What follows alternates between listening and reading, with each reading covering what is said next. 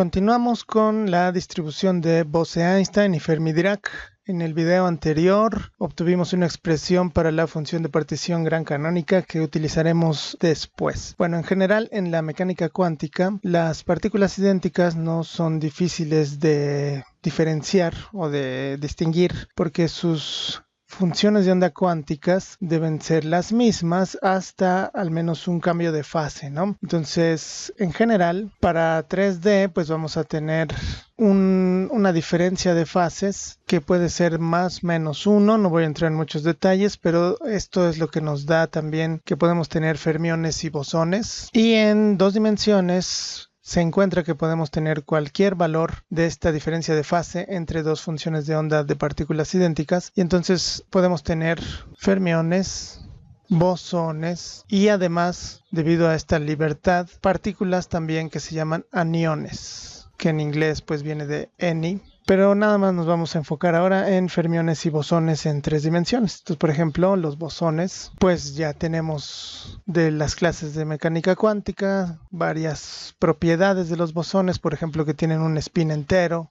Ejemplos de bosones son los mesones, distintos iones, fonones, fotones, gluones y distintas partículas como gravitones, bosones Z, etcétera. Habíamos mencionado que su función de onda va a ser simétrica. Eso significa que si por ejemplo la escribo así, para n partículas, esta es la función de onda total. Y si hago una permutación, para cualquier permutación, por ejemplo vamos a permutar las primeras 2 partículas, pues que sea simétrica significa que no cambia la función de onda. O sea, tengo esto igual y en general lo puedo poner de esta manera. Y aquí ya puedo hacer cualquier permutación. Esta es la forma general de escribirlo. En el caso de los fermiones, tienen spin que puede ser fraccionario, semientero. Y por ejemplo, son los electrones, protones, neutrones, neutrinos, quarks y demás. Su función de onda es antisimétrica, o sea que si hago una permutación igual entre 2 partículas, pues ya no tengo la misma función, sino que tengo un signo menos acá. Entonces ahora lo puedo escribir como una función sigma que depende de la permutación de mi función de onda expresada en términos de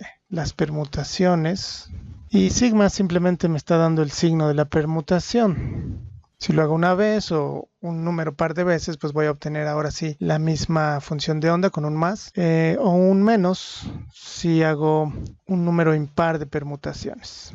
Bueno, ese es un resumen de las principales características de bosones y fermiones. Ahora volvamos a la función de partición gran canónica que obtuvimos en el video anterior. Está en términos del número de ocupación y entonces tengo 2 casos. En el caso de fermiones, la distribución se llama distribución de Fermi-Dirac. Solamente sirve para fermiones.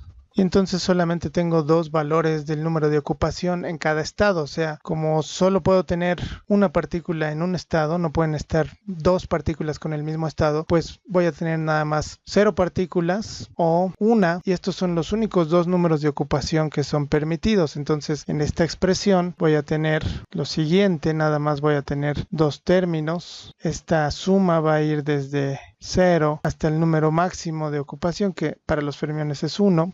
Y si escribo los 2 términos explícitamente, pues voy a subirlo un poco. El primer término es 0, e a la 0, bueno, me da 1 aquí. Y luego el segundo término es con esta nm igual a 1. Entonces tengo e a la alfa menos beta e por 1. Esta es la función de partición gran canónica para la distribución de Fermi-Dirac. En el caso de la distribución de Bose-Einstein, pongo aquí nuestra expresión original de la función de partición y para Bose-Einstein son bosones y cualquier número de ocupación es permitido. Significa que el número máximo de ocupación va a ser infinito y tengo esto. Bueno, para que la suma converja, ustedes se pueden convencer de que este término de la exponencial tiene que ser menor que 1. Si este término de la exponencial es menor que 1, significa que el exponente tiene que ser menor que 0 y en general que la alfa tiene que ser menor que beta por este valor de la energía del estado M para todos los estados. Y si además consideramos que esta energía es arbitrariamente pequeña, entonces la alfa, que es mu sobre kt, va a ser menor que 0 y pues nos queda entonces que la mu es menor que 0. Podemos entonces escribir simplemente nuestra z, viendo cómo converge la suma, pues va a quedar de esta manera.